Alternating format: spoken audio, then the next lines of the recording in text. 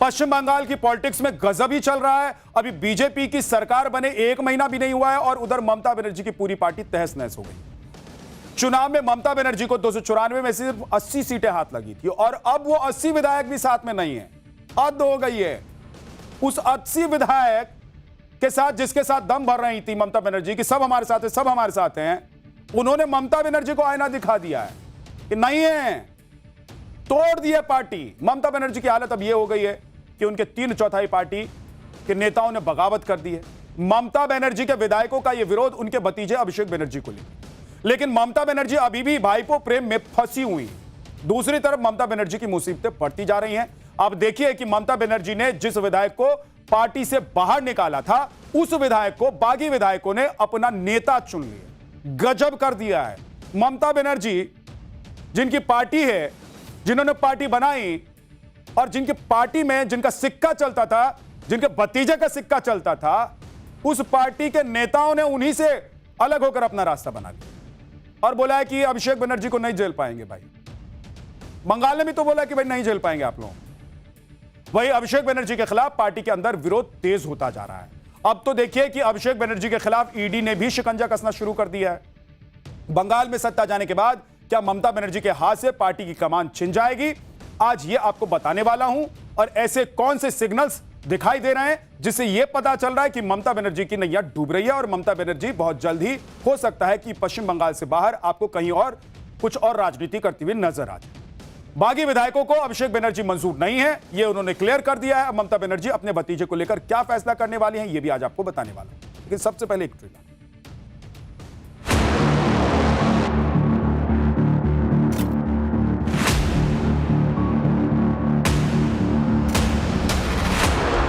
बाहर से सुन रहा हूँ कि 59 लोग हो गया।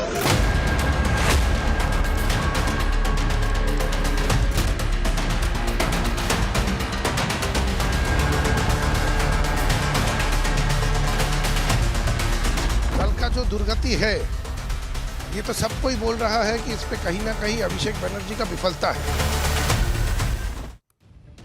ममता बनर्जी के बहुत बुरे दिन चल रहे हैं। पहले सत्ता गई, जिसके बाद पार्टी में कलह शुरू हो गई और इसके बाद उन्होंने पूरी ताकत लगा दी, लेकिन फिर भी अपनी पार्टी को बचा नहीं पाई।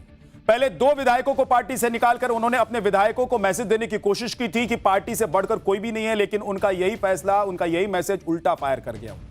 पार्टी से निकाले गए विधायक ऋताभृता बनर्जी के साथ उनके 58 विधायक चले गए। आज ही टीएमसी के बागी विधायकों ने विधानसभा स्पीकर रथिंद्र बोस को अपना समर्थन पत्र सौंपा, जिसे स्पीकर ने मंजूर भी कर लिया। समर्थन पत्र के मुताबिक ऋताभृता बनर्जी विधायक दल के नेता और नेता विपक्ष हैं। जावेद खान, संदीपन साहा और सबीना यास्मीन और सियूली साहा को उपनेता बनाया गया है, जबकि अखरूज सम्मान को टीएमसी विधायक दल का चीफ व्हिप नियुक्त कर लिया गया है। सुनिए कि टीएमसी से निकाले गए विधायक संदीपन साहा ने आज क्या कहा। लेटर दिया, अभी जो एलओपी का रूम है वो अलॉट कर दिया गया है। एलओपी वहाँ पे बैठे हुए हैं। हम लोग चाहेंगे कि ममता दी हमारी एडवाइज़र बन के रहे, हमें सलाह दे और हम लोग ये एलओपी और चीफ व्हिप को लेके दल को अच्छे से चलाए विधानसभा के अंदर। दल का जो दुर्गति है, ये तो सबको ही बोल रहा है कि इस पे कहीं ना कहीं अभिषेक बनर्जी का विफलता है। तो अगर अच्छा होने से आप उसका श्रेय लेते हो तो खराब होने से भी उसका जिम्मेदारी लेना पड़ता है। कमाल है बॉस। आप सोचिए कि जिस ममता बनर्जी के कहने पर ये उठते थे, बैठते थे, चलते थे, उस ममता बनर्जी के लिए अब यही लोग, यही नेता कह रहे हैं कि भाई सलाहकार समिति में आ जाइए, वहां से सलाह दीजिए, पार्टी को तो हम चला लेंगे। क्यों? क्योंकि इन लोगों ने भी 15 साल तक झेला है। भले इस सत्ता में थे लेकिन झेल रहे थे, बर्दाश्त कर रहे थे, एटीट्यूड बर्दाश्त कर रहे थे। इन लोगों के साथ जो किया जा रहा था वो सब बर्दाश्त कर, तभी ना टूट गए हैं जी, नहीं तो क्यों टूट जाएंगे। अब सोचिए कि जिस पार्टी में 15-15 साल तक विधायक रहे, मंत्री रहे, मलाई खाई, उस पार्टी के साथ ऐसा करेंगे तो अगर धुआं उठाए तो आग लगी होगी ना। टीएमसी के बागी विधायकों के विलन अभिषेक बनर्जी। आप देखिए कि बागी गुट ने अपने पत्र में ममता बनर्जी को अभी भी पार्टी अध्यक्ष बताया है, लेकिन अभिषेक बनर्जी का नेतृत्व और विधायक दल से जुड़े फैसलों को मानने से इनकार कर। नेता विपक्ष बनने के बाद ऋताभृता बनर्जी ने कहा है कि हम सब टीएमसी के विधायक हैं, हमारी नेता ममता बनर्जी हैं, हम उनसे राय लें। लेकिन अभिषेक बनर्जी का विधानसभा के साथ या फिर बंगाल की जनता के साथ कोई नाता नहीं है। अभिषेक बनर्जी की विधानसभा में कोई भूमिका ही नहीं रहेगी। उनके साथ हमारी पार्टी का भी कोई संबंध नहीं है। उनका बंगाल की जनता का भी कोई संबंध नहीं है। अगर संबंध होता तो वो 26 दिनों तक छिपे नहीं रहते। इसके साथ ही उन्होंने साफ कर दिया कि विधानसभा के अंदर और बाहर सरकार का विरोध करेंगे, लेकिन अगर सरकार कुछ अच्छा करती है तो तारीफ भी की जाएगी। विधानसभा में नेता विपक्ष बनने के बाद ऋता बनर्जी ने साफ कर दिया कि उनका विरोध अभिषेक बनर्जी को लेकर ही शुरू हुआ था और अभी तक है। सुनिए एक बार कि उन्होंने क्या। अभिषेक बनर्जी का कोई भूमिका ही नहीं रहेगी। उनका साथ ये हमारा लेजिस्लेटिव पार्टी का कोई संबंध ही नहीं है। उनके साथ आवाम का भी कोई संबंध नहीं है। दूर दूर तक बंगाल का आवाम का कोई संबंध नहीं है। अगर संबंध होता तो 26 दिन छुपे नहीं रहते थे, निकल कर आते थे। जैसे चोरों को पीटा जाता है ऐसा पीटा गया। ममता बनर्जी का सवाल है। हम लोग मानते हैं कि Mamata Banerjee is a very tall leader और हमारा लेजिस्लेटिव पार्टी का उनसे आवेदन रहेगा कि हमारा चीफ एडवाइजर के तहत हम लोगों का मार्गदर्शन करते रहें। टीएमसी के पूर्व प्रवक्ता रिजू दत्ता ने भी अभिषेक बनर्जी की लीडरशिप पर सवाल उठाया। उन्होंने कहा है कि एक नई तृणमूल आकार ले रही है और ऋता बनर्जी को नेता प्रतिपक्ष बनाया गया है। तृणमूल के 64 विजयी विधायकों ने घोषणा की है कि वो ममता बनर्जी को अपना नेता स्वीकार करते हैं, लेकिन अभिषेक बनर्जी को स्वीकार नहीं करते। अभिषेक बनर्जी को लेकर पार्टी के अंदर कई साल से विरोध की लहर थी, लेकिन ममता बनर्जी के प्रोटेक्शन की वजह से अभिषेक बनर्जी के खिलाफ कोई भी कुछ बोलने की हिम्मत नहीं जुटा पा रहा। आप देखिए कि अभिषेक बनर्जी को लेकर क्यों विरोध हो रहा है। दावा किया जा रहा है कि अभिषेक बनर्जी ही 2019 की लोकसभा हार के बाद राजनीतिक सलाहकार फर्म आईपैक को पार्टी में लाए और विधायकों और स्थानीय नेताओं का आरोप है कि आईपैक ने पार्टी का कॉर्पोरेट अपहरण कर लिया। जमीनी कार्यकर्ताओं और स्थानीय नेताओं को दरकिनार कर दिया गया। टॉप डाउन स्ट्रेटेजी थोप दी गई उन पर और इसके बाद नेता हार की बड़ी वजह मानते हैं इसको, जिस तरह की स्ट्रेटेजी के साथ आईपैक ने काम किया। विधायकों का कहना है कि अभिषेक की अहंकारी, अपमान करने वाली और परिवारवाद की छवि ने पार्टी को बेहद नुकसान पहुंचाया। कटमनी, कोयला घोटाला, घुसपैठ और संदेश खाली जैसे मुद्दों पर भी जनता का गुस्सा अभिषेक पर फूटा।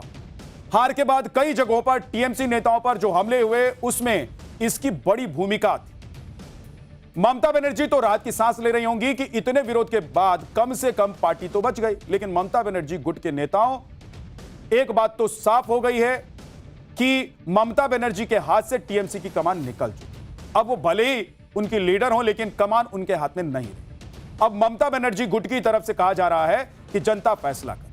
ममता बनर्जी की तरफ से पोस्ट किया गया है कि जिन लोगों ने आज दीदी के साथ विश्वासघात करने का रास्ता चुना है, उनका फैसला आखिरकार जनता ही करे। उनके ये कदम इस धारणा को ही और मजबूत करते हैं कि वो बीजेपी से जरा भी अलग नहीं है। ममता बनर्जी की सबसे बड़ी ताकत पार्टी के जमीनी स्तर के कार्यकर्ताओं और समर्थकों का अटूट समर्पण है।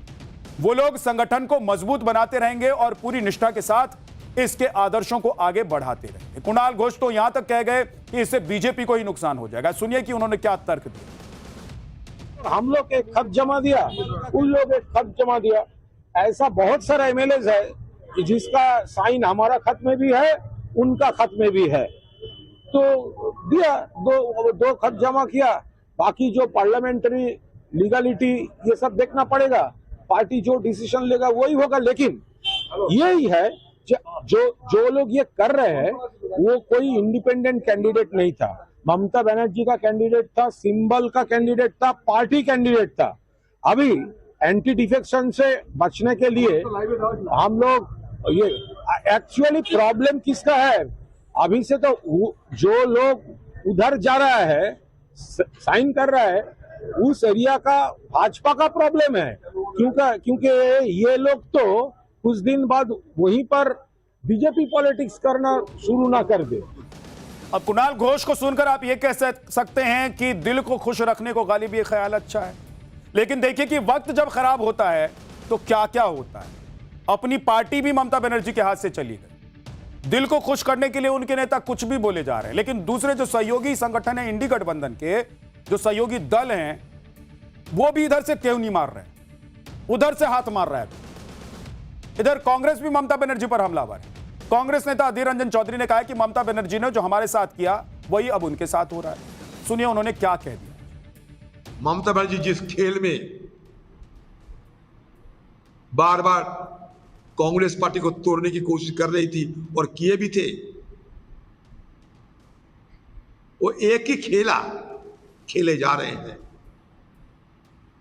एक ही भी खेल जो खेलने में ममता बनर्जी माहिर थी, आज वो खुद देख रहे हैं कि बीजेपी वो खेल खेलने में उससे ज्यादा माहिर। वक्त वक्त की बात है, यही जब साथ में चुनाव लड़ते हैं तो एक दूसरे की तारीफ करते नहीं थकते हैं। अभी ममता बनर्जी का वक्त खराब हुआ है तो देखिए कि लपेटने से भी बाज नहीं आ रहे हैं। अभिषेक बनर्जी को लेकर टीएमसी में दो फाड़ हो। इधर अभिषेक बनर्जी की मुश्किलें बढ़ती जा रही हैं, उधर फर्जी साइन मामले में सीआईडी ने जांच शुरू कर दी और आज ईडी की टीम अभिषेक बनर्जी के घर भी पहुंच गई। बताया जा रहा है कि प्राथमिक शिक्षा भर्ती घोटाले के मामले में ईडी की टीम पहुंची हुई थी और ईडी की टीम ने अभिषेक बनर्जी को इस मामले में समन सौंपा है और 15 जून को पूछताछ में शामिल होने के लिए बुला भी लिया है। तो मुश्किलें चारों तरफ से बढ़ी हुई हैं, टीएमसी की, ममता बनर्जी की और अभिषेक बनर्जी। मतलब अपने भी अब साथ नहीं दे रहे हैं, हालत ये हो गई।